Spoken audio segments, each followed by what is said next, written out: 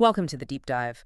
We're the show that digs into a whole bunch of sources and research to pull out the most important and often, well, pretty surprising insights for you. That's right. And today we're doing a reality check. I mean, literally, we're diving into Guy Kawasaki's book, Reality Check.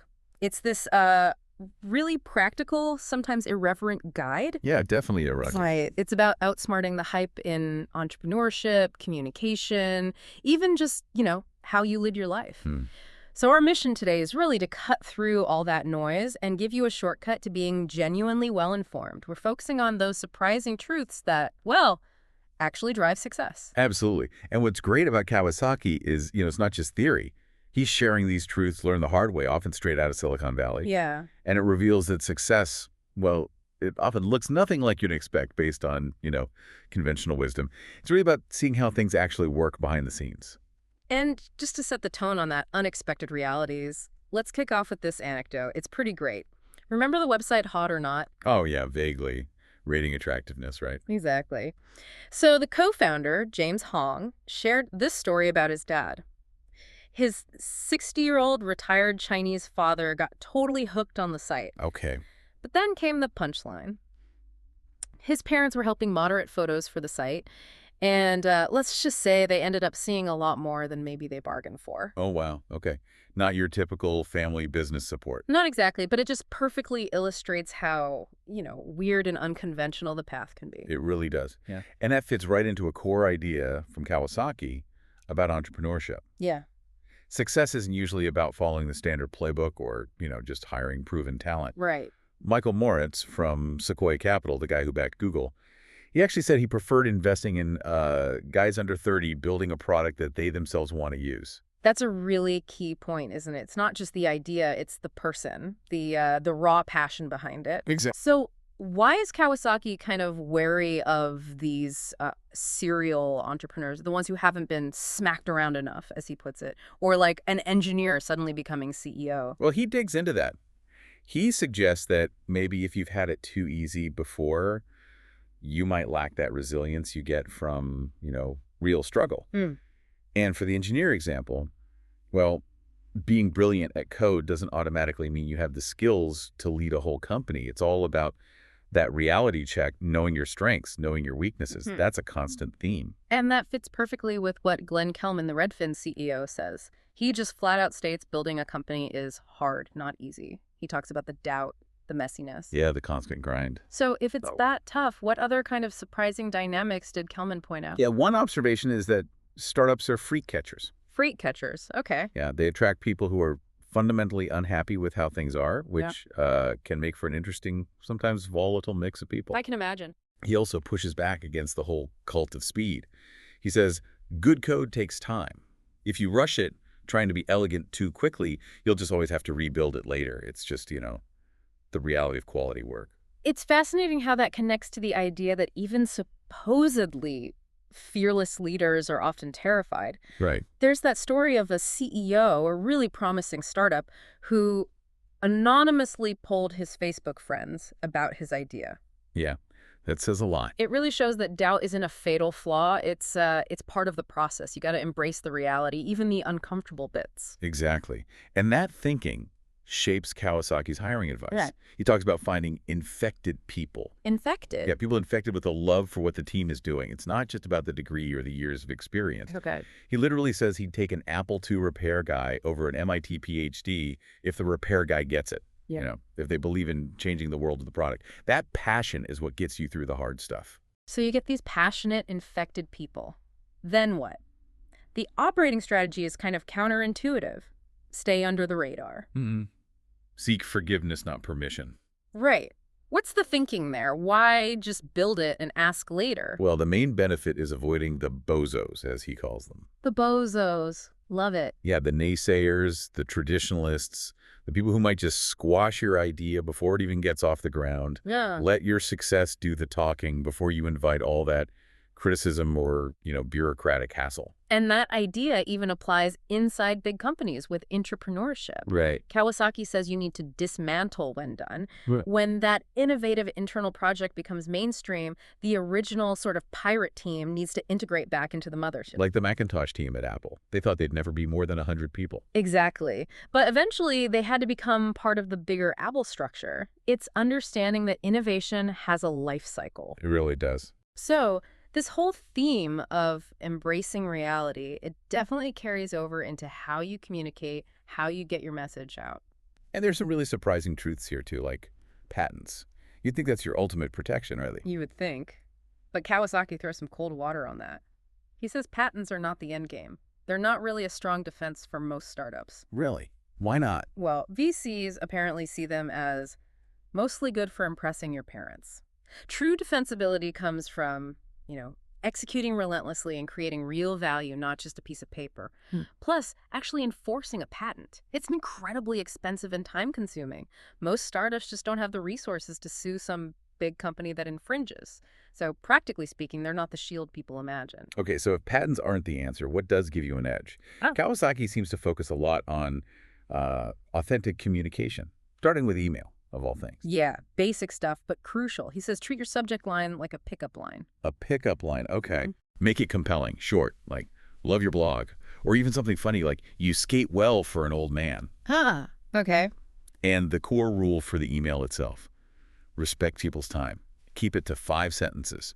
1 idea per email. 5 sentences, wow. Yeah, no all sappy yes shouting. And, ask before you send attachments. It's basic courtesy and efficiency. That practical approach definitely extends to presentations. Steve Jobs was the master, right? He made it look effortless. Totally. Relaxed, conversational, slides told a story. He demoed his own stuff. As compared to, say, Bill Gates back in the day with those cluttered slides. Right. So Kawasaki has some really specific, almost surprising tips for presentations.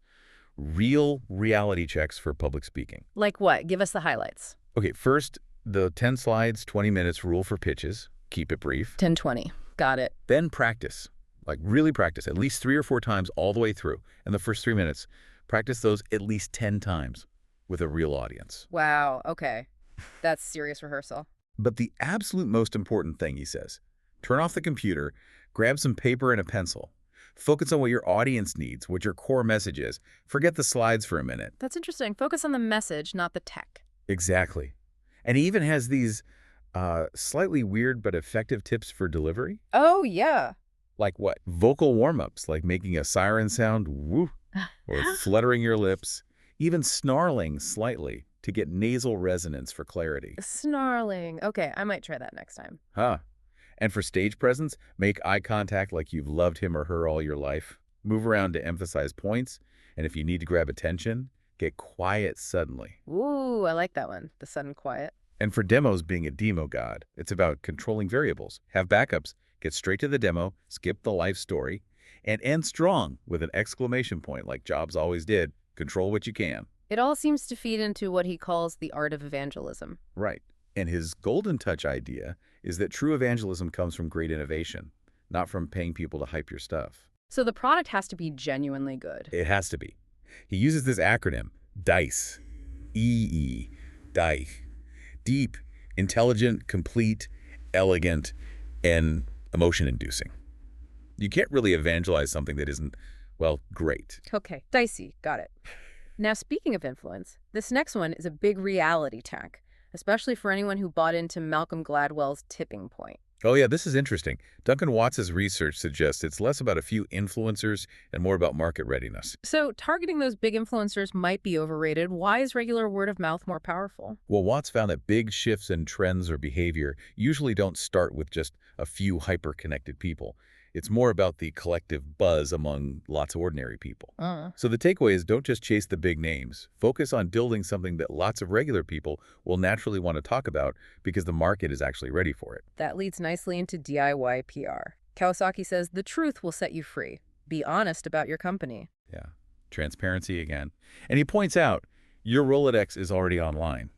Yeah. Journalists have emails, blogs, you can reach them directly. But the catch is. The catch is you have to make time for it. It's not optional. It's a core part of the job. And for branding, what's the reality check there? He tells this story about Tam's art gallery. The lesson: do one thing well. Stand for one thing. Simplify. Exactly. Create one message, and then make sure everyone in the company is echoing it. Cascade the message. And crucially, you need to frame your product yourself before others do it for you. Like the music sharing example? Is it piracy or a music listener's revolution? Precisely.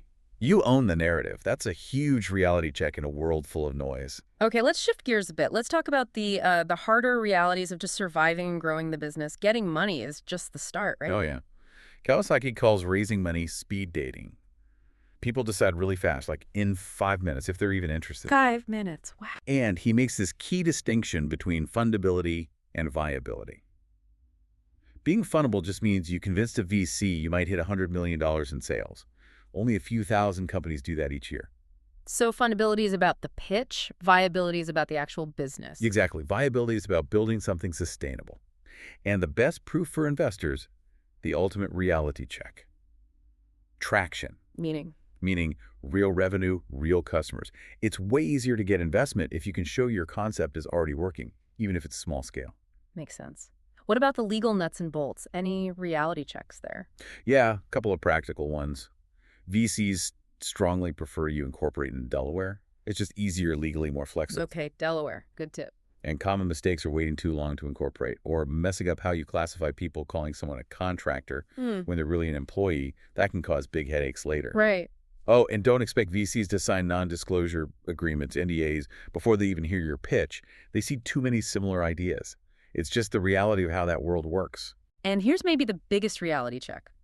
Raising money is easy and fun. The real work begins when you have to deliver. That's the core of it. Execution is everything. Ideas are common. Making them happen is hard. So what happens when things go south? When the money runs out, execution isn't quite there. He calls it the perfect storm. Product's late, sales are low, maybe you tried to scale too fast. Sounds grim. It is. And the hard truth is there are no magic bullets to fix it instantly. He suggests things like management cutting their own pay, founders putting in bridge loans, maybe taking on some side consulting work. Basically desperate measures. Pretty much. Yeah. The real lesson is, don't let yourself get into that mess. Be realistic about your burn rate from the start. The alternative path is bootstrapping, right? Yeah. Pulling yourself up without VC money. Exactly. And that has its own set of realities. Focus on cash flow, not profitability initially. Just survive. Cash flow first. Pick only a few battles you can win. You can't afford to fight everywhere. And understaff. Plan for the worst, hope for the best. If success comes fast, well, that's a high-quality problem to have. It's a lean mindset. What about managing a board of directors? Any reality checks there? Yeah, he talks about needing two types on your board. The dad, who's like a mentor, a shoulder to cry on, and the hard ass, the one who gives you the tough love, the harsh reality. Dad and the hard ass. Okay. And the absolute #1 rule for the entrepreneur dealing with the board: don't surprise people. Communicate proactively. Always. Especially with bad news. Tell them before the meeting. Transparency builds trust, manages expectations. It all comes back to that honest communication. And finally, this idea of new distribution in the digital age. It's not about trucks and warehouses anymore. Not really. He redefines it as convincing companies with a lot to lose to help companies with a lot to gain. Okay, explain that asymmetry. It means finding bigger partners who benefit from your success. Look for adjacency, where your businesses naturally fit together and meet each other, like eBay and PayPal back in the day, or LinkedIn and Simply Hired. Find someone whose success is tied to yours. That makes a lot of sense. So many of these insights really boil down to understanding people, customers, investors, your team. Which brings us to, well, navigating the human element. That's a huge area for reality checks. Absolutely. And one really tough one is dealing with a founder who isn't performing. Yeah, that sounds delicate. The advice is practical, though maybe tough. Right. Find a role where they can succeed, even if it's a demotion. Because, as Kawasaki says, founder status affords a person equity, not immunity. Equity, not immunity. Ouch. But realistic. Sometimes the founder might even be relieved to go back to a technical role if management wasn't their thing. It's about finding the right fit based on reality. And then there are layoffs. Nobody likes them, but sometimes they're necessary. What's the reality check advice there? It sounds brutal. It is pretty stark. Cut deep and cut once. Don't drag it out with multiple rounds. That kills morale. Get it over with. Right. Move fast. Once the decision is made to minimize disruption, clean house, use the opportunity to let go of marginal performers, and whack Teddy. Whack Tay. Meaning don't play favorites. Don't keep underperforming friends or relatives just because they're friends or relatives. Okay, no favorites. And then show people the door quickly. Yeah. Minimize the awkwardness and disruption for everyone else. It's about being decisive, even when it's incredibly difficult, to protect the business overall. And for firing individuals. Any key takeaways? Two main things. Document everything. It clarifies your thinking. It protects you legally. And do it yourself. As the manager, take responsibility. Do it calmly, rationally, even if the employee reacts emotionally. He has a point for self-reflection, too. If firing someone is really hard for you, maybe you as the manager were part of the problem in letting it get that far. That's a tough mirror to hold up. Why do smart people or smart companies end up doing dumb things sometimes? Often, it's this thing called CEO consensus. Everyone starts subtly tweaking the facts to align with what they think the boss wants to hear, to avoid rocking the boat or risking their career. Groupthink driven from the top. Exactly. So the solution is to actively squash arrogance and greed in the culture, and maybe even delay consensus deliberately to make sure different viewpoints actually get heard before a decision is made. Embrace those uncomfortable truths again. Okay, let's talk about dealing with, well, difficult people. Kawasaki calls them assholes. He even has a test. He does. The humorous Starbucks test. Okay, I need to hear this.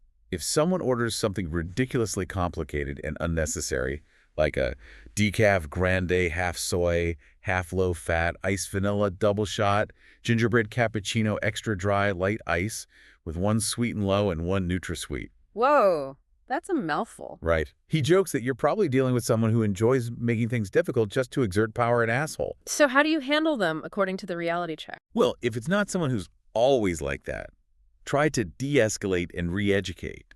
Meet their behavior with calm. Don't rise to the bait. Okay. But also, importantly, don't be afraid to stand up to them. He shares a story about telling a high-level Apple exec, "I don't trust you either," after the exec said that to him. Bold move. What happened? Nothing. The sun came up the next day. The point is, maintain your own integrity. Don't let them walk all over you. On the flip side, there's the art of sucking down. What's that about? It's about being genuinely nice and helpful to people who don't have the big titles, but who actually make things run. Receptionists, assistants, airport staff, The unsung heroes. Exactly. He calls it racking up karmic points. Oh. Help people without expecting anything immediately back, because you never know when their goodwill might make a huge difference for you down the line. It's practical kindness. That connects to the reality of doing good. It's not just about intentions, right? Right. He highlights Kiva's microfinance model.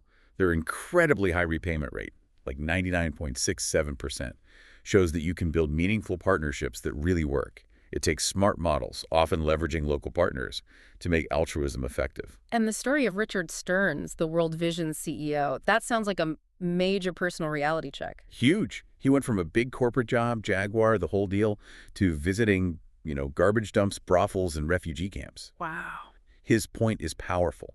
To truly make a difference in the world, your own values must change. It often requires a deep personal shift. He even promotes this survivor pledge. What's that? It's, I will not be a victim, I will rise above, I will give back, I will change the world.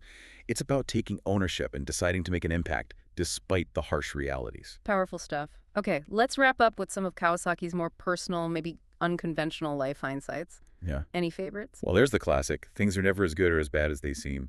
Keep perspective. Good one. Always true. He also offers the very practical observation for parents. The key to child delivery is one word, epidural. Huh. Okay, noted. And a really whimsical one. Yeah. He noticed that people act the way their last names sound. He even jokes about his own name, Kawasaki, and how his high school teammates teased him about it sounding like cow's ass sagging. Oh my gosh. Okay, that's unique. Any final advice, especially for younger people? Yeah, some interesting counterintuitive stuff like delay as long as possible the inevitable entry into the workplace. Use that time after college to travel, explore. Don't rush into the grind. Learn how to figure out anything on your own. Build that self-reliance. Pick up skills you can enjoy for life, a language, an instrument, non-context board. But the really core stuff. Obey the absolutes. Never lie, never cheat, never steal. Basic integrity. And maybe the most important one, enjoy your family and friends before they are gone. Because ultimately, that's what matters more than anything else. No reality check can replace that. Wow, that's a powerful place to land. Yeah. I mean, this whole deep dive into reality check, it really hammers home that success, whether it's business or life, it isn't about following some perfect script or chasing illusions. No, it's about honesty, isn't it? Facing the truth, even when it's uncomfortable. Exactly. It's about aligning what you do with how things really work. Building something real, communicating honestly, leading with both your head and your heart. All these insights, hiring the infected, knowing patents aren't magic, managing your board, dealing with difficult people, they all circle back to facing reality and adapting to it. It's about not fooling yourself, essentially. Pretty much. Success comes from confronting reality, not running from it. So a final thought for everyone listening. As you go about your week, think about this. What's one area where you, personally, might need to give yourself a reality check?